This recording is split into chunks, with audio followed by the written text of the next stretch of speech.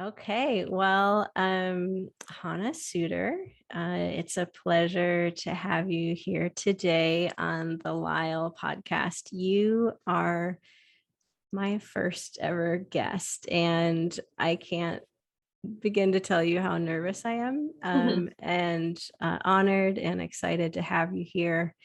Um, I'm just excited to see where this next little bit takes us. You're somebody that I really honor and respect. And whenever I get the opportunity to have, I mean, just anytime I get to hang out with you is great. So, to people that don't know Hannah and know myself, she and I are quite good friends and have conversations like this all the time. And we just happen to be doing it in a more public context to open you into that. And she is being gracious enough to be a guinea pig as I launch into this thing that's been a little bit of a dream of mine for a while. But as dreams go, you don't really know how real they are until they kind of persist. So I've had this thought to do this podcast for a while. And as you know, from if you've listened to some of my intros to the podcast, but Hannah, it's so great to have you here. I've kind of sent over some of what will be what I think kind of our prototype questions, things that I really want to hear from people, and that will kind of guide our conversation. But we're going to take it however we go. The first thing that I'd like to know from you, and it's probably the thing I'm most nervous about of the podcast, is to give somebody a label that they don't want. And so one of the things that I've chosen is to probably try to minimize that and have my guests describe themselves. So my first question for you, Hannah, is how would you describe your work and vocation? And just introduce yourself to the one person that happens to listen to this. No, to whoever might happen. Yeah. I'll try to be the right humble and learning that. Yeah. So, but how would you describe your work and your vocation? Because I could say just simply that you're a female pastor up in Portland, Oregon, and we met while I lived there a few years ago. But third time asking the question, this isn't very good hosting so far. So how would you describe your work and vocation? Yeah, I mean, those adjectives are all accurate. I am a female and a pastor up in Portland. And although I appreciate, the opportunity to get to like kind of think about how I would describe my work, because for whatever reason, the word pastor has never felt like perfectly, or I've never felt perfectly at home in it. And I don't know if that's a normal thing, or maybe that's, what's it called? Imposter syndrome. But a word that resonates and has more consistently resonated with me is like a guide and a teacher. And I get to do those things in a faith community and learn a lot along the way about how people grow and what matters to people. And then what it can look like for me to companion them. So that takes place in a working context at a church.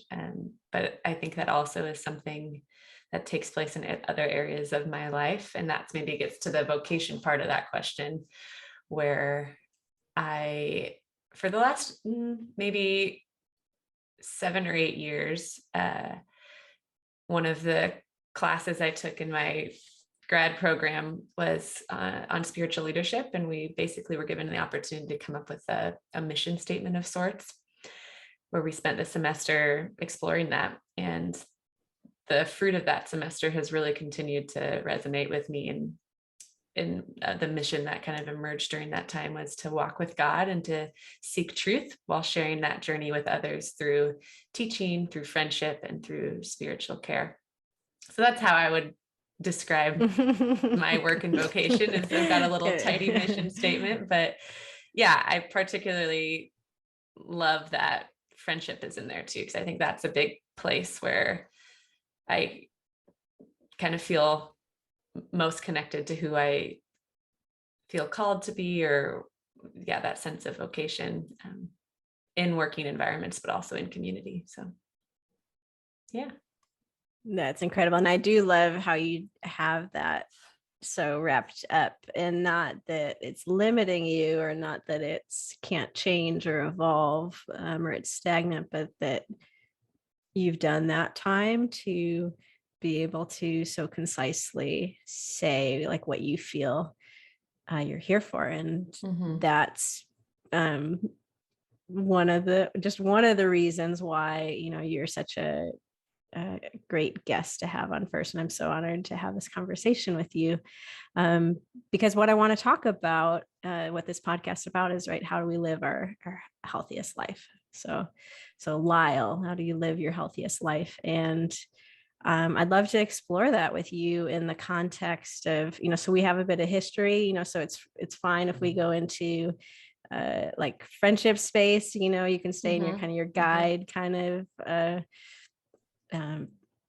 I'm trying to remember what else you said. I'm very visual. And we can talk about, even explore like, different, because labels. And I loved how, it just definitely affirmed that I'm going to let people describe what they do and what they're called to much more.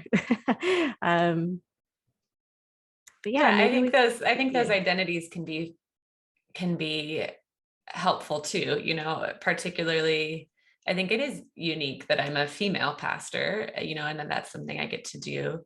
And then also sometimes that can be right unhelpful in the sense that like I can kind of get into that proving space of like, oh, I need to like prove that I'm like worth being here because I'm using that word female to make me like distinct in my field or something. So they carry, that's something that I'm like really proud of, and also something that can create like a unhelpful energy in me. So both Thank and. you. Yeah, to both and. We talk about that a lot. Like Mm-hmm. not either or, but both and. And I that reminds me just a lot of conversations that we've had where I do try to encourage you in your role Mm-hmm. as a female in a pastoral position. And you're also, a lot of times female pastors are relegated to working with children or working with other Mm-hmm. women.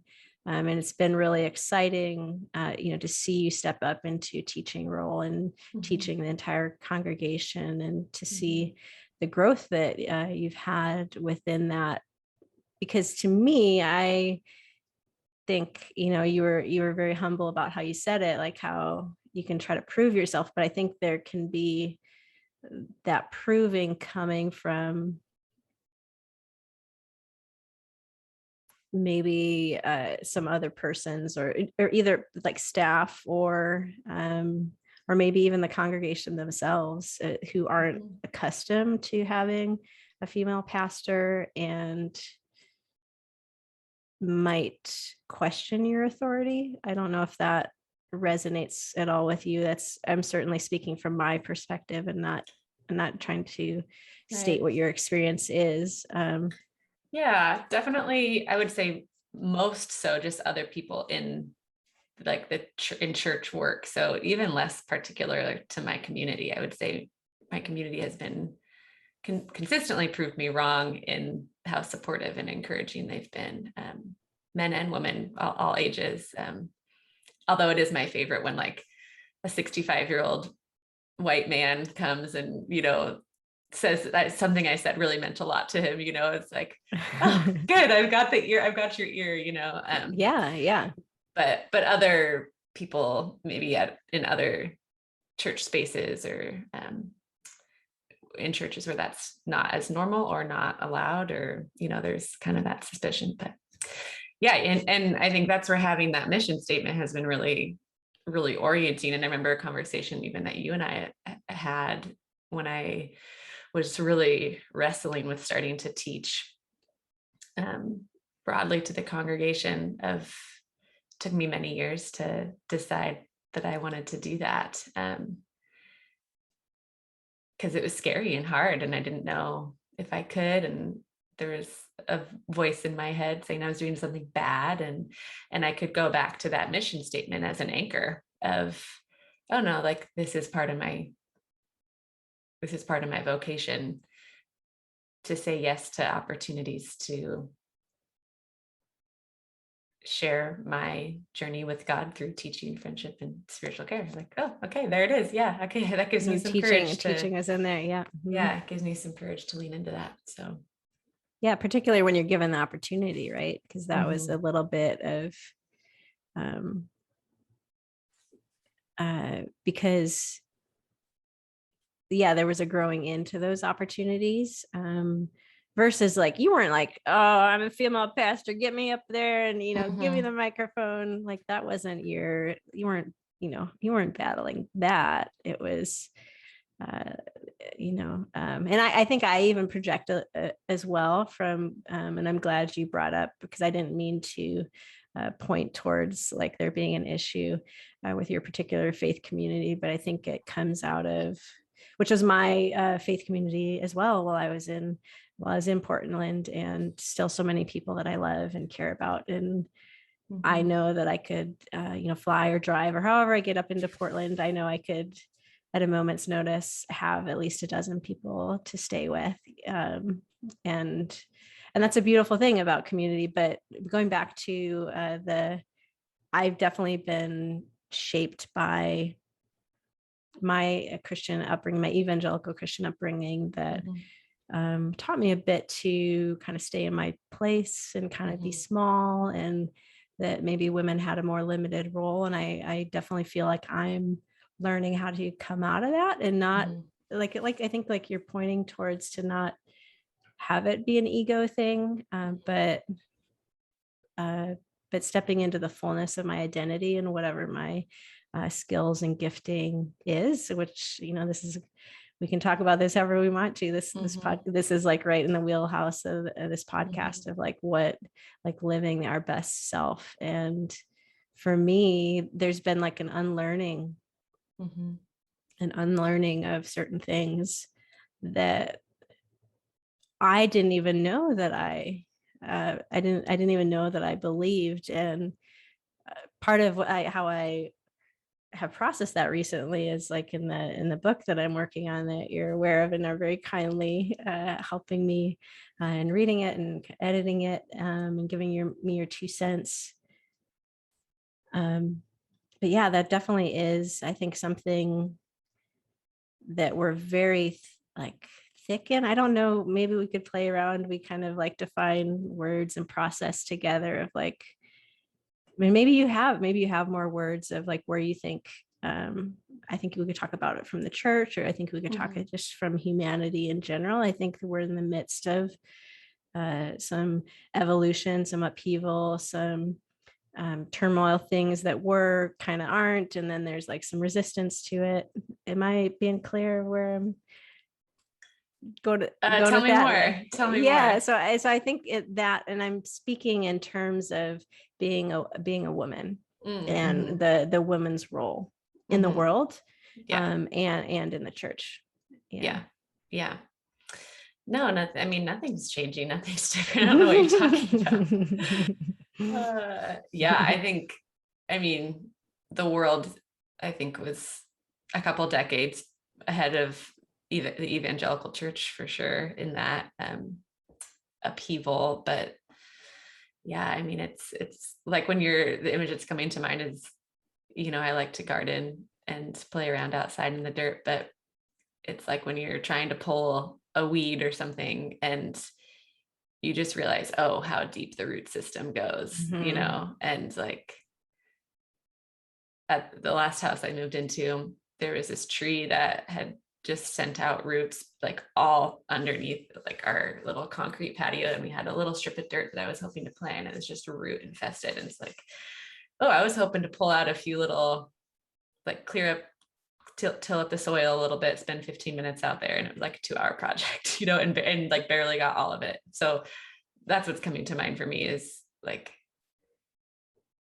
I still am so impacted by, it's easy just to say the patriarchy, but yeah, the way that the world has been and the way that power has been ordered. And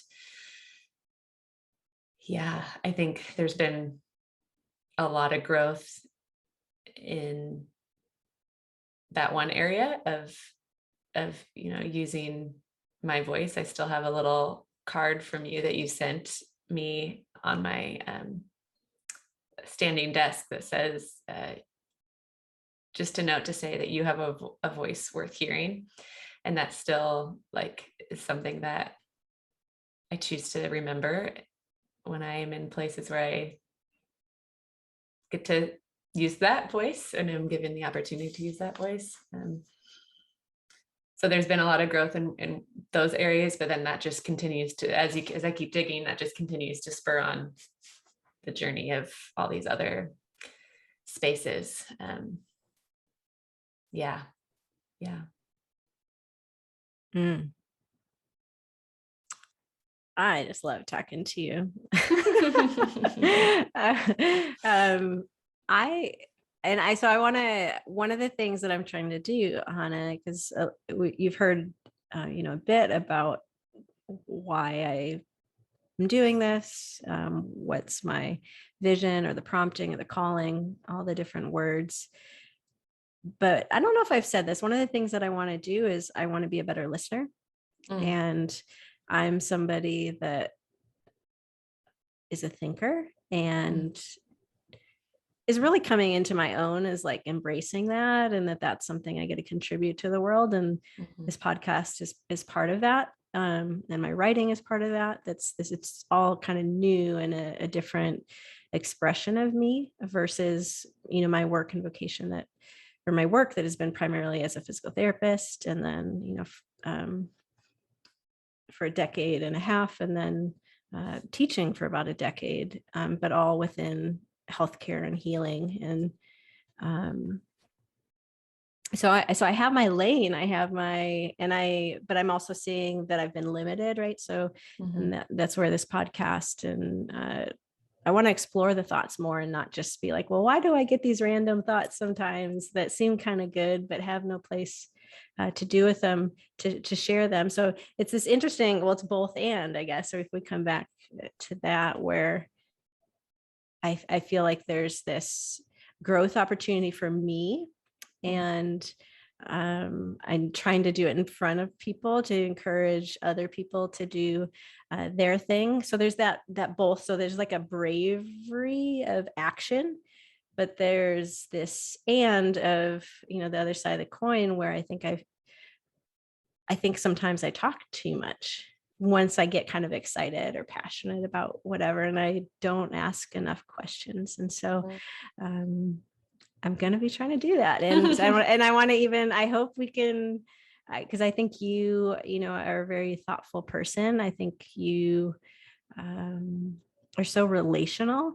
I think you have a lot of wisdom and skills and gifting in that. And I would love to just see what's in there to mine that maybe I don't even know, or maybe, I came up and visited a few weeks ago, which was wonderful, but maybe there's even new stuff, right? As that's certainly something that I think part of living your healthiest life is that you're not stagnant. I literally don't believe you can be stagnant, right? Like I think it's either kind of regression or progression, and there's seasons to push hard and seasons to rest, and we'll see where our conversations go. And I don't want to say all my kind of thoughts about things, but I'd love let's just go there and just talk about, so one of the things I want to hear from is my guest is, I have my thoughts I've thought about a lot. I spend my life like dedicated to helping people live their healthiest life. And now I want to expand that. And, I'm trying to do that in my clinical practice, but can you tell us from your perspective, and what do you think it means to live your healthiest life? Yeah, this is where I get nervous, because you're right. You've spent so long, thinking about this, and just it continues to, like you're talking about dreams earlier, that when those dreams continue to have momentum over a long period of time. So it's like, oh, I haven't thought about it as much as you, but of course, like I've been living it, trying to live it out, but just haven't, thought about it in that framework. That's it. Yeah. Okay. Question was, what are my What do you think? thoughts? What do you think it means to live your healthiest life? Hannah Yeah. Souter of What Portland, do I think Oregon. it What do you means? think it means to live your healthiest life? And this can be an evolution and explaining. Like we're just Mm-hmm. going to take this wherever it takes us, because I do think, because this isn't about like right answers. It's not about Mm-hmm. right, wrong. I think we all have perspectives and we all have like a bit of wisdom. Mm-hmm. And so yeah, just what occurs to you when you think of that? It's not about being right. Mm-hmm. Yeah. Yeah, what yeah. I mean, I think connected to that even is, and what you were sharing earlier about listening, I think about like listening and paying attention. I'm stealing from a Mary Oliver quote where she talks about Mm, the beginning of devotion is attention. And mm, I'm thinking of, what has been something that consistently is a part of like where healthy choices begin, or like where a healthy path or paradigm begins. And I think for me, it's a lot of it has been learning to like listen to my body, learning to listen to wisdom, uh, learning to listen to can my can I pause you? Just what do you mm-hmm, mean by wisdom? Like, because body, I didn't want to lose that. I don't want to cut off your flow, but I also want to. yeah. Well, see, wisdom is just a nice catch-all, Elle, and now I have to explain Oh, it. yeah. Well, I No, love, because you do yeah, such a good job. Will pause. And that's something I yeah. respect in you, that you don't just say things, Mm-hmm, just because, mm-hmm. oh, there's a silence, or you'll pause. And um, so maybe I shouldn't have cut you off. No, that's good. Yeah, I think so. When I think of wisdom, I think of like my own knowing, which is like learning to like pay attention to that, which doesn't necessarily live in like my reactions to things or my first thoughts about things, but it is maybe like intuition is a part of it, or Mm, like my spirit is probably a part of that. But then putting that in dialogue with circumstances, putting it in dialogue with my faith tradition and wisdom that has kind of stood the test of time within that, um, wisdom of my community. Yeah, I think in college, I remember studying this Catholic educator, uh, and each of us in the class were assigned a different educator to look at their different like pedagogy and draw from it. And so I picked this guy who developed a pedagogy called shared praxis. And mm, one of the movements in his kind of flow of learning and educating was putting our story and God's story in dialogue. And just the mm, idea of like wisdom isn't necessarily outside me, but it's mhm, something that gets found when I put my story in dialogue with other good and true and beautiful sources, whether that be mhm, my mhm, faith or people I mhm, care about and trust and love, or science, or wisdom that's found through scientific methods, or those kinds of things. mhm. But yeah, there's something about that like permission to put those things in dialogue that has been like really profound for me over the last, I don't know, decade or so. And I've never really connected that to wisdom before, but in this moment I am, and See, that's what, like, that rings whenever you true. do that, because it's like, Mm-hmm. I love being like exploring the edge with you, like Mm-hmm. uh the edge of growth, the edge of learning, and like where it's fresh and it's still maybe not in our consciousness yet. It's maybe we don't have words for it, but maybe we're starting to live things, or we have like these Mm-hmm. fleeting Mm-hmm. thoughts. Mm-hmm. Yeah. because because there's little, and then we make like a little new, it's neuroplasticity. It's like we're uh, taking our experiences, the external world and the internal world, and making like some connections, which I've never actually thought of wisdom that way. So there you go. So a little back and forth of Yeah. that wisdom can be neuroplasticity, that it can be this scientific thing that we can actually study. The neuroplasticity meaning that the is neuro meaning kind of brain, like our neurostructures, and plastic meaning they can change, so that we can, that they're always changing. It's basically that you can teach an old dog new trick, like that's an untruth, like that we can always learn. So which is just the science of we're always either progressing or regressing. So yeah. I I mean, love it. circling I back love to being like, with you when you make new connections. Yeah. usually I'm like looking up to my, like the Yes, you left are. corner of Yes, you my are. eye, you know, there's Yeah, like, there's something there I'm it's trying true. to pull It's out. true. um, but yeah, maybe that I would just connect that all back to like what I think it means to live your healthiest life. I think like discernment is a huge part of it, and like creating room to put like my experience in dialogue with something that's bigger than me too, to help me grow beyond myself.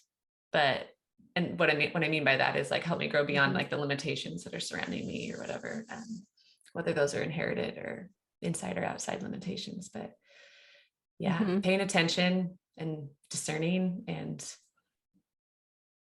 just like a lot of freedom in that. Because there's, when I think of, you know, your healthiest life, or like the infomercials that are like your best life now or something like that, like it looks, I often will think that looks like this, you know, that the healthiest life is like outside me, and it's like it's existing just a couple more pounds away, or it's existing a career change away, or where, it's, I think it's so much more about like a holistic discernment process. Right. Yeah, there's so many things like, or that, or the right vacations, or the right relationships, or the I'm trying to remember, you just said something about dang it. This is my challenge of not interrupting, is that to like hold, to like still follow along, and then like to ask those follow-up questions. You were talking about connecting to what did you say? To connect to a, I'm gonna have to let it go, I think, because it's gonna be awkward on a podcast. Like listening to my body? No, it was you used a phrase, and you might not be aware of it like outside of the context, because I was wondering if you're talking not like connecting to a greater knowledge, or connecting to a greater cause. You said something, a greater might not even been greater, bigger like something purpose, that's beyond myself. Yeah, you said something like in that vein. So I'm sorry, I don't have the exact words. Maybe I need to learn to jot down notes like while I'm listening, so I have that phrase to come back to.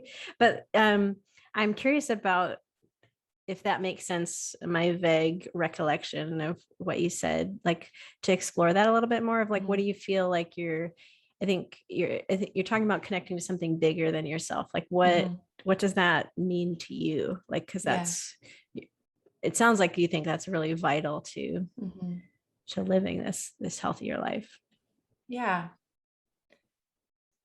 So I'll start with me, what that means to me, but also I realize it's going to look particular to me. So, but I do think, and that's what we want. Yeah. I mean, for me, it's, connecting to God for sure. And, God as a being beyond myself, where, this dance of this like deep affirmation of like what's in me. And you've been a friend that's really helped model that and challenge that in me. And then also that like putting it in dialogue with, like, I don't know everything. Like, and I also am like part of the gift of being human is that I'm human, and I have limits, and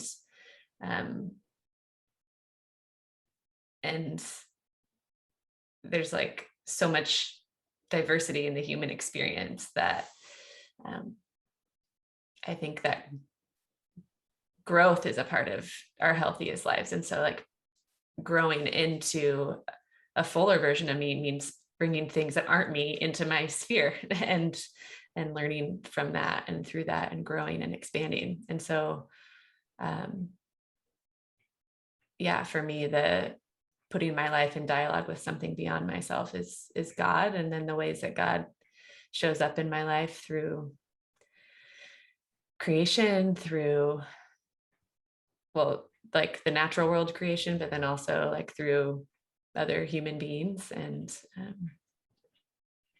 in the Christian tradition, you know, the Christian tradition believes that God also is revealed through the body of Christ, which is the other people who are followers of Jesus. And so,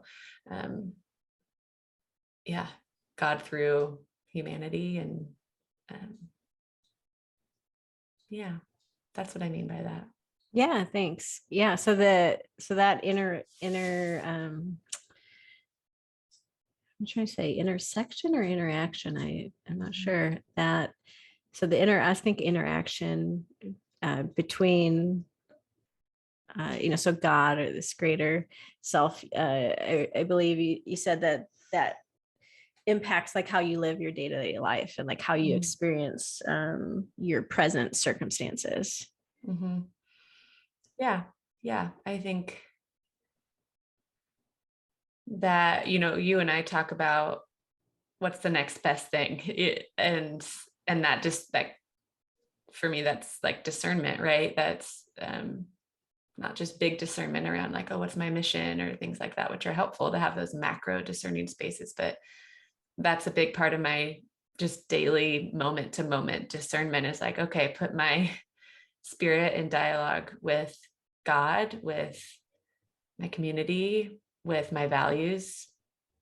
And that's going to kind of orient me and kind of my next best step, whatever that is. And a lot of times, like what I sense to kind of get back from God in those conversations is like, what do you think? What do you want?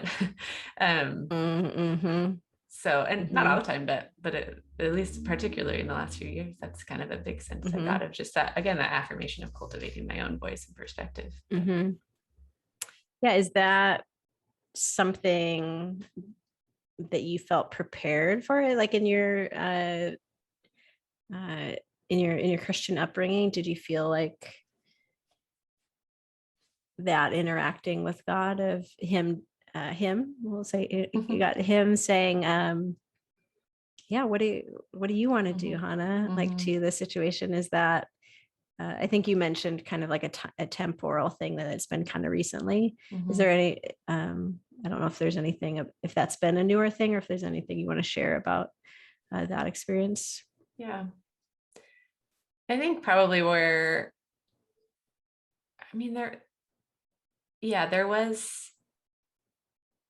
there's always an emphasis growing up on like cultivating your personal relationship with God. So that was a part of things, but the behaviors in which you did that were a bit more fixed and linear, like reading your Bible or praying being like one directional, like I'm talking to God versus like a conversation. So it was kind of like a half the pie situation. I think Shauna Nyquist uses that imagery of like, I got a part of the pie. And then I think it was in college, I went to a Quaker university and had my first exposure to a female pastor there. And she was kind of the first spiritual leader to model to me more of like a listening, interactive,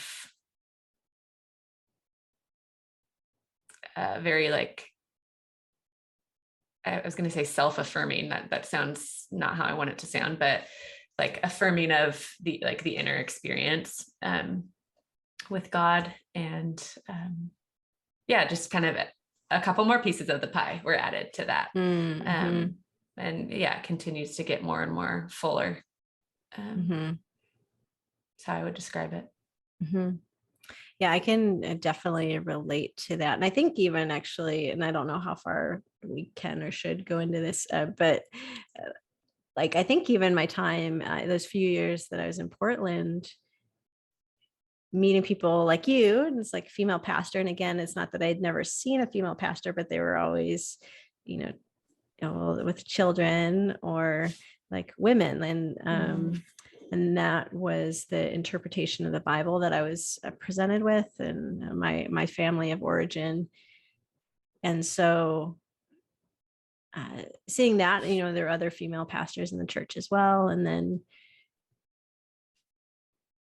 almost kind of wrestling alongside you with that, and then just like realizing the dissonance in myself, like in some of the things I believe versus how I actually acted, or like, and we, yeah, so I don't know how far to get into it, but even other leadership, like lay leadership, like there was approached to be like in a training for like potential like leadership as a lay person within the church, that historically in my experience had been like males doing it.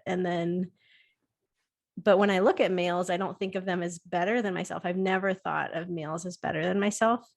But then I'm starting like to identify, and I could identify it in other people, like in gender norms and things like that, that maybe naturally bumped up against who I was, because I'm a pretty like athletic person and I like to learn things, even if it's mechanical stuff, like I want to do what I want to do. Right. And so some of my interests led me more to that, but I was confronted with those discrepancies. And so it's been fun to grow myself and kind of fun and challenging to identify those things, and then to consider how that might be limiting me. And feels so take risky. Those steps. It does feel really risky, because there's kind of like a participation then in that, right? And then there's like a safety in that. There's a kind of a safety in rule following and formulas. Oh, for sure. And so at some point, as you start to grow, you start to realize the fences, and that they're just like lines drawn in the ground. They're not actual fences. They're not actually boundaries. It's just, and they're just something that somebody has told you that like in their mind, for whatever their reasons are, they've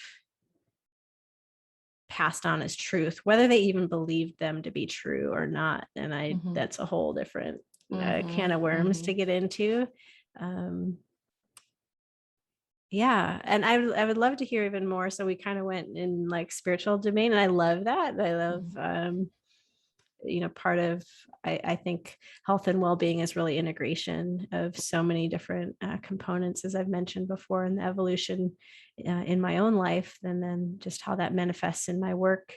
You mentioned body, for example, I don't know if there's anything you're willing to share there about like what you think. I can imagine things that you mean by when you say listening to your body. But is there anything that you'd care to expound on it with that? Yeah, I'll share like a little bit of my story with that. Just to make this like a 3-hour podcast. I'm sure your listener will really appreciate that. No, just joking. Yeah, I gotta figure out where the one listener is. Yeah. Some further details, but yeah. Yeah, I think my like journey, even like with health, like my like embodied health, really grew out of like a very insecure place. In college, started to have like a lot of body image issues and a lot of insecurity around the way I was embodied in the world, and whether or not that was going to make me like lovable and accepted, compelling, those types of things. So I played volleyball all growing up, and was healthy in those senses of like, yeah, I was an active kid, but didn't really think much about it in like a health perspective. I Taco Bell after every volleyball game kind of a thing. But then in college, really started to wrestle with that, and then got really invested in like the health industry, and like, and that's kind of what I was talking about earlier. It's like, oh, these external like visions and voices around like what health looks like and what your healthiest life looks like. And got on that path for a while, and at the same time like knew that wasn't going to get me where I wanted to be, but I just kept putting a lot of energy into finding new ways to work out, reading about what kind of foods were really healthy for your body, and which is all great, but my motivation was like, it was fueled by like shame and insecurity. So it took, I mean, it took as if it's like over, right? But I would say like a big shifts toward a more like kind relationship with my body took place over the course of like 3 or 4 years of really trying to, like, what if I took those fences away? Like you were talking about, what if the fences that are there are just like human made / probably man-made, like yeah, like male made, like, what if I didn't need to look like that? What if I could just trust that my body could actually tell me what it wants, and I don't have to like treating my body as though it's like this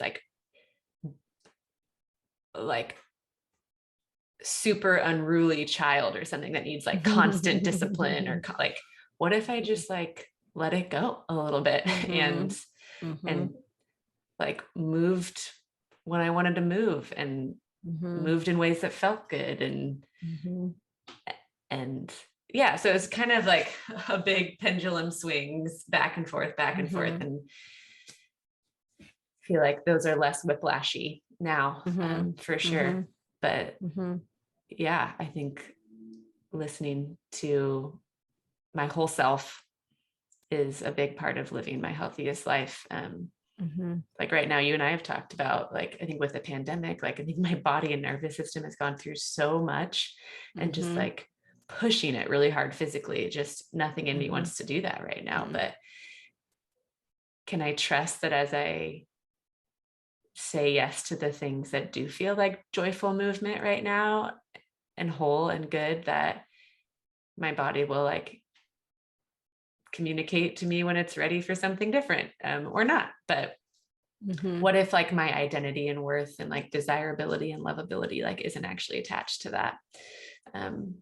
What if I'm a kinder, more gentle, present person without being preoccupied with kind of those shame-fueled messages, to get my body into it to perform a certain way, versus like like letting it have its own wisdom. Yeah. Well, thank you for sharing that. I also, I think you're aware, when I was in, well, for sure, like teens into 20s, but struggled with eating and like restriction, and thinking about calories, and definitely like that body image, and it seems just like ubiquitous. It's hard for me to think of like a woman in the United States, and I know it goes outside of our borders, but in the United States, that doesn't feel shame about their body, and feel like there's some mark that they're trying to measure up to, and because of that then have dysfunction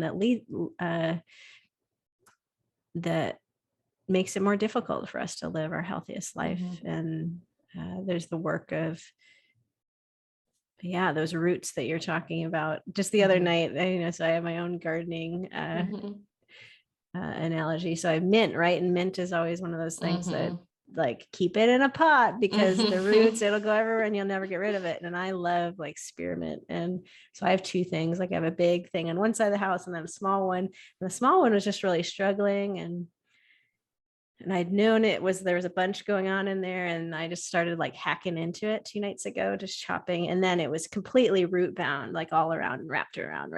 And so I couldn't grow because of this, and it was bringing death even to itself. And so I had it contained, but yeah, it makes me think of, so as we root out, so coming back to like thinking about, we're talking specifically about like body image and the female body, and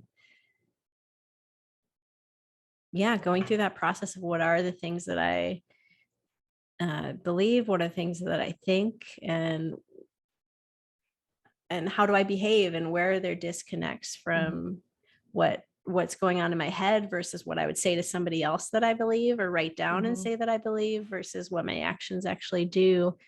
And maybe we can spend a little bit of time in there, because I think that's going down the road of discernment a little bit, and just kind of exploring maybe what discernment is, because we get all these different messages, plus we have our own internal thoughts, which I'm finding a lot of my internal thoughts I'm not even aware of, but are can be really tied to emotional states that maybe prompt me to act in a certain way, whatever the emotion is. So I'm keeping it kind of vague there, but yeah, like what about, I'm trying to bring it into a question so that hopefully I'm like landing it, or I can try to pass off the baton there if you've got something to say. But if you need me to, I'll try to think of a specific question if that wasn't clear. Yeah. So what do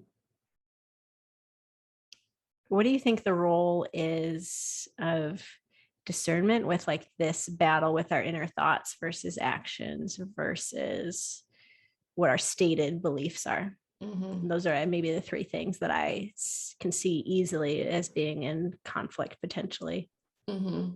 Yeah. It's a good question. I'm looking up to the left corner of my I'll eye. just take a drink here. We'll just we're gonna have a pregnant pause here. Pregnant pause. Yeah, I mean, funny enough, that's what was coming to mind. I think it's in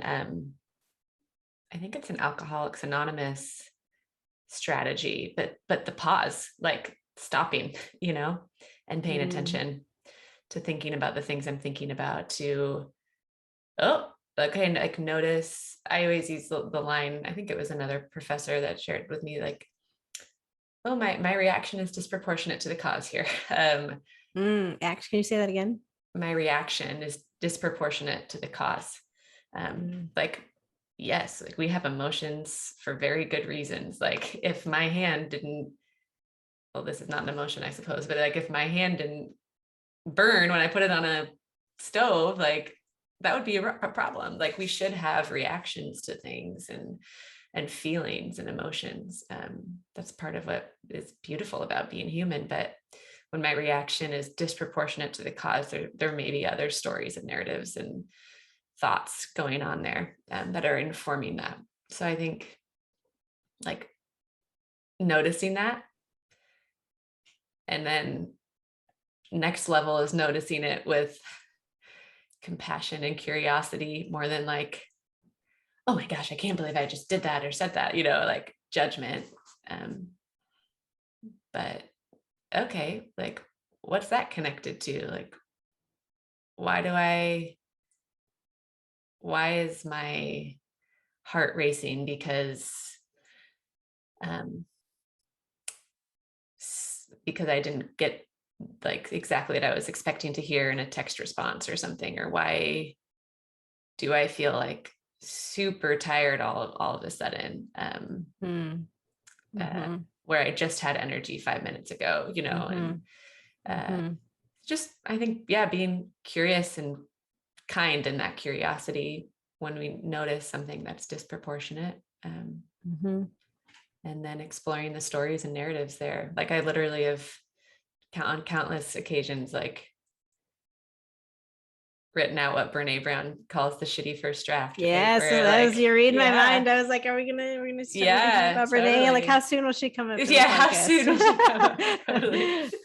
Of course. Yeah, that shitty first draft. I was thinking that Yep, exactly, because yep, that's such a helpful, like, what's the story I'm telling myself? mm-hmm. Acknowledge it, right? And then Yep, yep, yep. see if you And still feel then, that way later. right. Well, then it's like, okay, if my belief is that I'm not, like my value isn't connected to like how I am like physically looking in this, like to somebody else, particularly to a man, is probably, if I was to get real, like my value is determined by like if I'm like acceptable or desirable to like a man I'm trying to get to like me. Um, if I don't believe that that's true, oh, okay, this is like an opportunity for me to like in faith, like step into that belief, even though my like stories are screaming at me that Mm-hmm. that isn't going to be true. And that kind of step in faith into that belief could look like going for a walk instead of a run when that's what my body wants to do. Or maybe it looks like being really present while on a hike instead of trying to get a picture of myself in like really like a good position, or maybe it looks like Mm-hmm. um, choosing to like eat the whole sandwich because I'm hungry for like all of that, instead of kind of thinking about how that's going to impact my body and therefore my worth or something like that. Mm-hmm. Just all those like little Mm-hmm. behaviors that are connected Mm-hmm. to things that either I like don't believe or don't want to believe. Mm-hmm. Um, yeah. Yeah, no, I think, wow, those examples are so spot on. I really appreciate your vulnerability in stating those. I can identify with all those. And I think Mm-hmm. so many um, women can, in particularly, and both you and I can speak to the female experience better than the male Mm-hmm. experience. But yeah, um, it's such a journey, isn't it? It's such Oh a, yeah. and we've Yeah. also talked about Uh-huh. do you mind sharing a little bit about Yeah. like what, so if we end up being just audio or if you're just listening to the podcast, what I'm doing right now is I'm swirling around my finger, and I think Hannah knows what I'm talking about. Mm-hmm. Mm-hmm. Do you mind talking about that? So this Yeah. swirling, this coming round and round, we've talked about this. Yeah, growth is so much more comfortable when it's like linear and we can check it off and get a grade on it and move on, like, okay, I passed algebra. I don't ever need to think about it again, versus a growth that's more of like a spiral that we kind of trace the edge of something, whatever our edge is for that thing. And it's like, particularly for like a couple of things in our life, there will probably be a lifelong journey of just kind of continually walking our edge of that thing and getting deeper in it, but also closing it up over time. But Mm-hmm. yeah, that is a very encouraging and also frustrating image of growth. Yeah, I Mm-hmm. think particularly with the pandemic, like kind of being, well, the pandemic and lots of just like disruption to our norms, that have happened in the last couple of years. It's like kind of revisiting some of those things, because our identities are a little off kilter and are the things that give me a sense of stability are a little off. So it's kind of resurfacing some of those vulnerabilities that, oh, okay, yeah, we're walking around this again, Mm-hmm. Yeah. Thanks for yeah, taking us there. And I like how you brought in the edge too, because Mm-hmm. that's, you're bringing that into the conversation, that growth. And you use the word frustration. The word that was coming to mind for me was painful. Mm-hmm. And not all the time, but like when we're on the, like, growth is like painful. It's like there's a discomfort, you're like shedding a skin, or I get kind of lost in analogies and like keep finding them. But like there's that discomfort. And again, if you can't see me, I'm kind of like writhing around. Yeah. And I like, I think there's a wisdom too. I think I agree in my experience of there being, it's not everything that's going to be like that, but there's definitely, I think, some things that we would rather have not in our life, that we'd rather not have be struggles that keep coming up and again, up and up again. And I think that's I'm swirling my finger again. I think that's such a helpful image.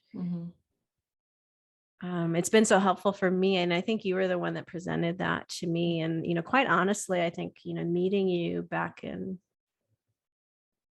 2016, fall of 2016. I think that checks out. Yeah.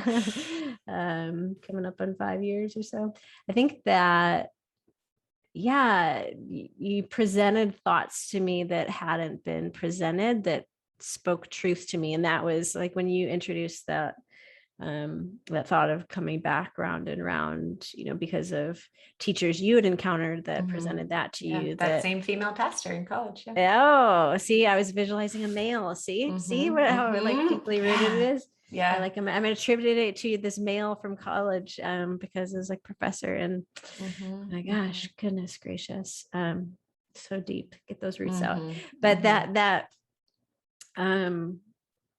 pain that comes with that, and I think, and you can tell me how you feel about this, but I think there's these certain things that we want to get rid of that we can't get.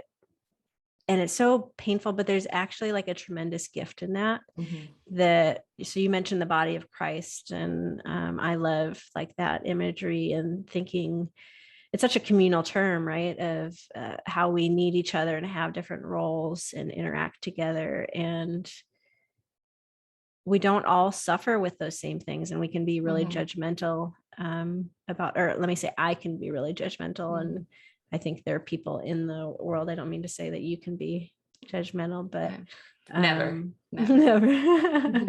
But we have those things. But if we think that it's being, I've got a couple of thoughts. Let's see if I can hang on to them. So that linear, the pain that comes from that problem is different when we have a view of it being like a linear process versus this spiraling, getting closer, more healing to that a wound. Because I would say it comes from like a wounding in us that we're trying to grasp at other things and kind of like fill. So I think in that linear thing, when it comes back again, we think like, oh, I've grown. And then it comes back again. We're like, and then we can tend to think that we are fundamentally flawed and kind of give up versus then I'm swirling my hand again, versus when it's a spiral thing. To me, that seems really helpful for staying with it and to realizing that life is cyclical and there's seasons. And that's just part of life. So if you know that it's part of life, then it's not a failure to you, but you get to choose, like, are you going to lean into that? So I had that thought. That's one thought. And then the other thought is, because we spend so much time in this one area, swirling my hand again, coming around. But so it's basically like big to smaller circles, like as we kind of come around it, right? That at first we're like, there's like so much dysfunction and so much havoc that it kind of wreaks in our lives and the lives we come in contact with. And then it still has an impact, but it's less and less. And maybe not everybody can observe it from a mile away. And then maybe it's just our friends. And then maybe it's just like closer friends and family. And then maybe it's just our partner. I haven't really articulated that before. I don't know if that's true, but that we get better at it, but we get a wisdom because of that. And then we have an empathy for other people that struggle with that same thing. And then we can, I think, encourage one another in that. So I don't know. I mean, it allows us to receive that courage from one another, because if there's that expectation of linear growth in these areas, there's that shame or that like failure or extra layer of frustration and that giving up and kind of a hardness in us that like, or in me, like, oh, I'm struggling with that again, or like, and then it keeps me from like receiving those gifts from other people, or like it keeps me from being vulnerable, I guess. And to be Mm-hmm. vulnerable is in a place where I can give and receive. And Yeah. yeah, or like I'm even just thinking Mm-hmm. in my line of work, like conversations and like working with people who um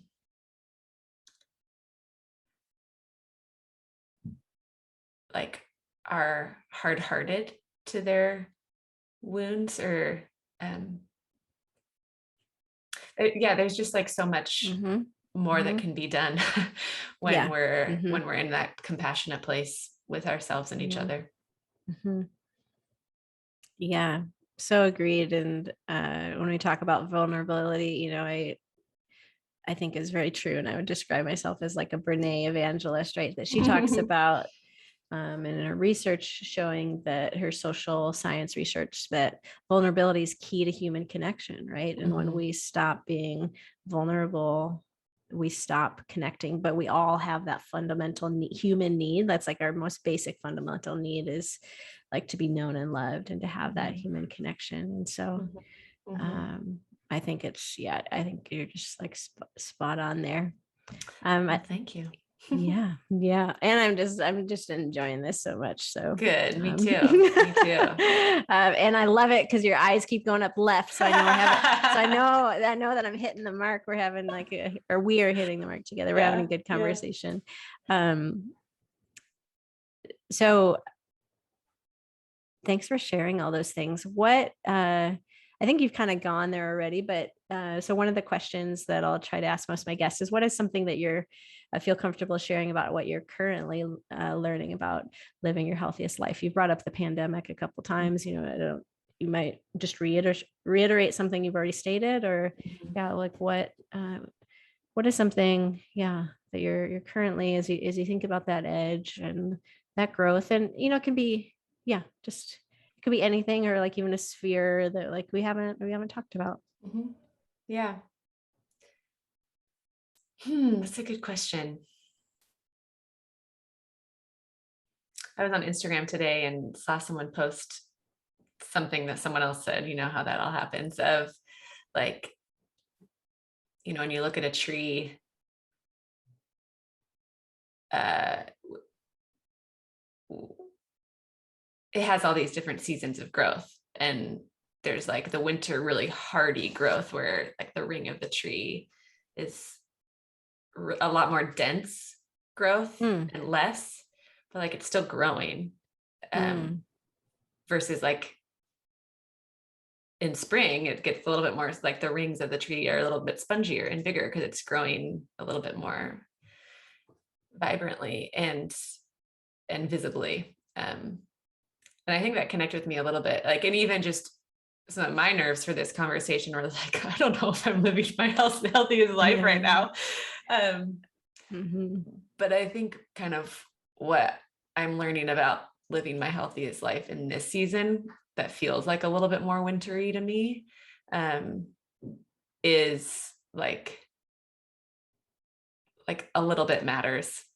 And Hmm. the don't give up thing of, oh, I Mm, can't achieve that vision of like healthiest life, right? That's like just like vibrant all the time, or like just always just super present and connected, and like just mm-hmm. like living Mm, like just like super generous all the time, and like managing my energy perfectly, and like all mm-hmm, mm-hmm. whatever my ideals are for that. And Yes. it's like if I Yeah. like all or nothing, right? Yeah. Yeah. um so I think right now I'm learning that like it's not helpful to have an all or nothing mindset around living my healthiest life, but Mhm, mhm, like my housemate and I, well, I'll just say Sari, Sari, but mhm. She's great, by the way, yeah, to she everybody. is Hi, great. Sari.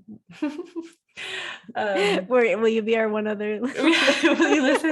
Are you the one? Yeah. You get a shout out. Yeah, that's right. um 1 hour in, yeah. yeah, we You can were fast driving. forward. Yeah. Anyway, sorry. Yeah. We were driving home from camping a couple weekends ago, and we've gotten into some like unhealthy, or to categorize it, not typically our healthy behaviors into patterns during the pandemic. And like when we would try and just do like a full overhaul to like our home rhythms, it just didn't like, it was that all or nothing. Like we just couldn't sustain it. Like I didn't have the energy to like hit it out of the park in every area. And so like on the drive home from camping, we were like, okay, what feels like really, what would just set us up for success? Like it would just give us some good wins, and like our bodies would thank us, like our hearts and our minds would thank us, And one of them was just like drinking 64 ounces of water a day. Like we didn't even start to address like drinking less wine at night. Like we just started like just drink more water. Yeah. Like let's just start there. Like start with the yeses, and and like let's just do like 15 minutes of yoga in the morning, that'll feel really good. And so I think that like to like give myself the grace, or to receive the grace that's there for me, to like not knock it out of the park like every day all the time, but like I'm still on the team if I'm on the bench, but like show up, drink water. Yes. Like I think I shared earlier in the episode, like the joyful movement has kind of like helped keep my body like I don't want to move a lot right now. And so, but like when I phrase it as like joyful movement, like, okay, like what could that look like today? So that's right. You got rollerblades this summer, got right? some rollerblades. It's been fun. Yeah.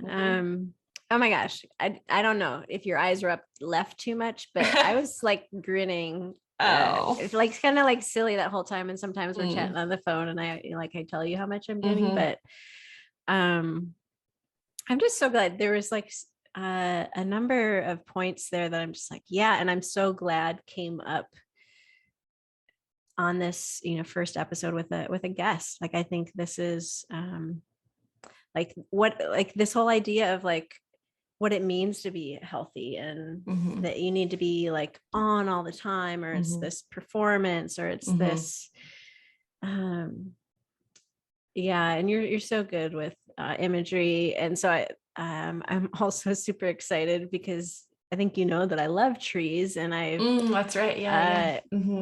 I've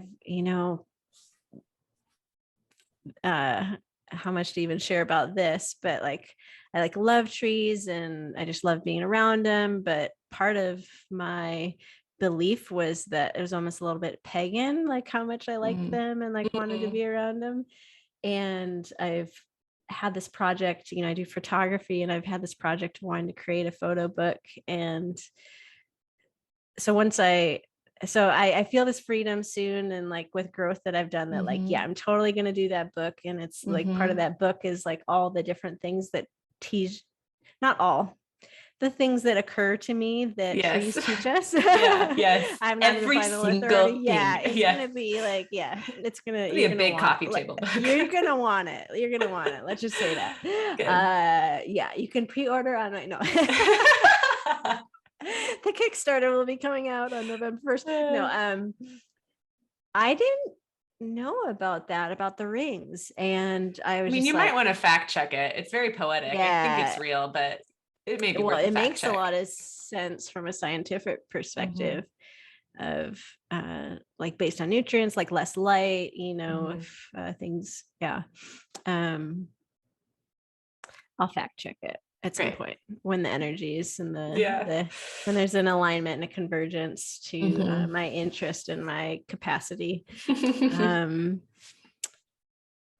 And there was something else that you said that I also think that we think about living our best life, and I'm in the moment can't remember it, but I'm so glad that you brought it up, and it just making me grin because I'm like, so because everybody listening is benefiting from it, so thank you so much. And just me having this conversation with you is I'm loving it, so So Good. thank you. And the Too. fact that we get to, you in Portland, me here, that we get to see each other's face and do this over Zoom and have the tech. So last question. Yeah. I've loved where this conversation has taken us.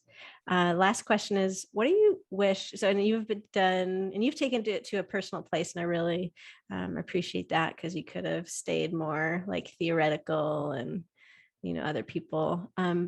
But I want to make sure we cover that. Like, what do you think is something that you, like, based on your experience, like your worldview, what is something that you wish more people knew about living their healthiest life?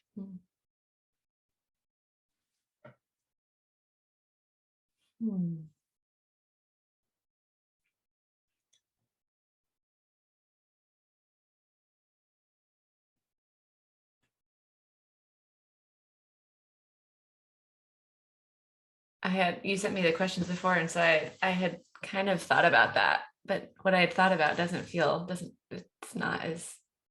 not ringing as true as it did earlier. But what I was thinking of earlier is Anne Lamott has this quote of, like, I forget exactly the context, but basically she's saying, like, the life you're looking for is like, it's an inside job. Like the it's not about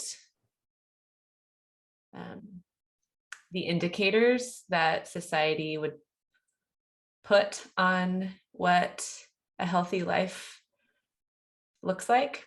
I mean, I think, yeah, those can be true indicators, but they also can be not true, depending on the definition of health you're working with, So I think,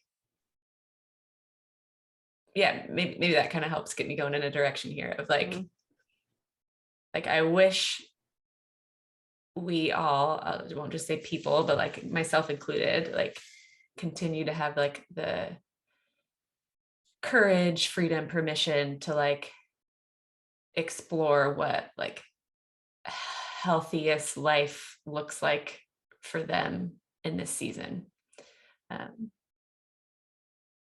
Because that might look different than for somebody else. Because the comparison game is probably not going to lead us to our healthiest life, but yeah, we can learn from each other, and we can, sometimes you'll be doing something, or like there was a while there where we were, you're doing like a different kind of workout for 5 minutes a day, a month, a couple of years ago. And I was like, oh, that sounds fun. It was great. It worked great for me too. And there can be times where that syncs up, but yeah, to like kind of do the work to explore and to dream and to like freely imagine what is like your healthiest life look like right now, and what's like a next step, Yeah, so many great points there of I mean, it's kind of woven throughout what you've said here in our conversation about kind of listening to your inner voice and kind of trusting that your inner wisdom, and kind of addressing that might not be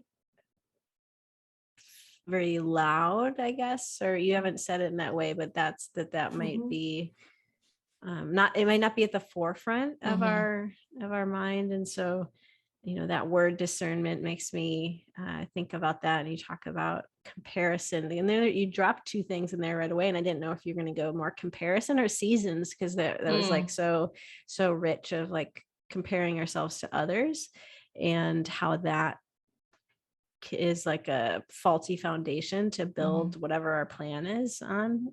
Because if we're all unique, we, again, like body of Christ kind of imagery, or different parts of we'll say just different parts of the body, and like in a community kind of image, that we need to not try to be the eye, if we're like the index finger, we should be the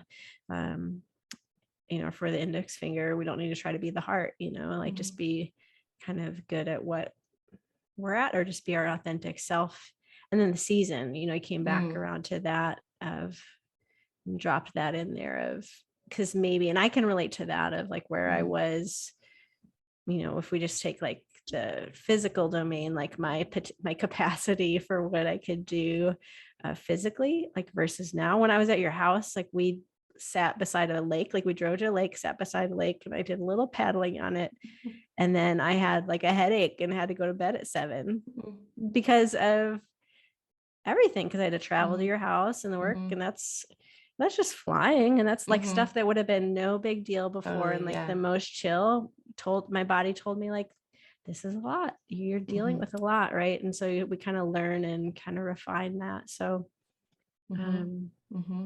yeah, bringing it back to the garden, I mean, there's like the body imagery, and then there's also like, I don't even have a number of how many different kinds of plant species there are, like, yeah. And aloe vera is going to need very different things to grow than an evergreen, like aloe vera's healthiest life is probably going to look different than the Doug fir. So yeah, just that like freedom and permission. Yeah. And that's such a good point. That's the times that does pop into my head or occur to me, of like flowers, for example. I'll think of those and just like, they're just being themselves, and look at them. Like we can like stop and just enjoy them. I've got some, for those who are watching on video, there's just some like, I've got some flowers right there of like, thank you. I can't identify them. I'm like, they're flowers. They're orange. Yeah, mums. Yeah, like I thank you for that imagery. I'm gonna just mess it up by talking about it out loud, but I think that's it's really helpful for me anyway. So Hansi, it's been a pleasure to chat with you and have you here. And fun. I just want, this is good. More fun than I thought. Or I mean, I just didn't know. I was like, I don't know what I'm gonna say. But thank you for your good questions. And you're such a reflective listener. So it kind of helps draw me out. So thanks for that. Oh, well, thank you. And you look beautiful as always. So very nice to see your face and the smiling. And I can't wait to hear this and to listen to it and post. And then just to hear, I know it's going to be a blessing to people that listen to it. And that's actually kind of the outro here, is just a blessing for people, that may you see the blessing. So I think part of living your healthiest life is that you actually see the things around you to be grateful for. So I'm super grateful for you, and to all the listeners out there. May you see the blessing. Thanks, Elle.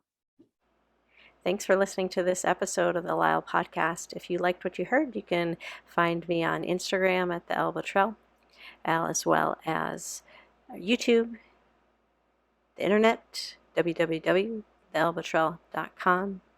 And that's about it. And back here for our next episode of the podcast. Subscribe and leave a nice review if you think it'll be helpful for other people. Only then. Thanks. May you see the blessing.